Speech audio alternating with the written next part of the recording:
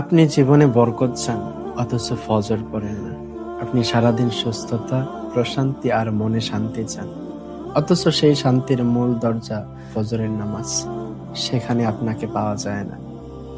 আপনি চান রিজিক সহজ হোক, কাজগুলো মসৃণ ভাবে চলুক, কষ্টগুলো দূর হোক, কিন্তু সেই বরকতের প্রথম চাবিটাই আপনি খুলেন না, ফজরের 2 রাকাত নামাজ।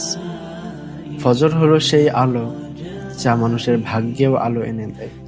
যে ঘরে ফজর হয় সেখানে ফেরেশতার দোয়া থাকে, আল্লাহর রহমত নামে, অধেকা শান্তি ঘরটাকে জড়িয়ে ধরে।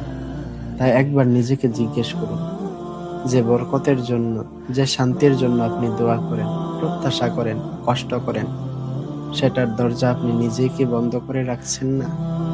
তাই ফজর পড়ুন, দেখবেন বরকত শুধু জীবনে না, হৃদয়েও নেমে আসবে ইনশাআল্লাহ।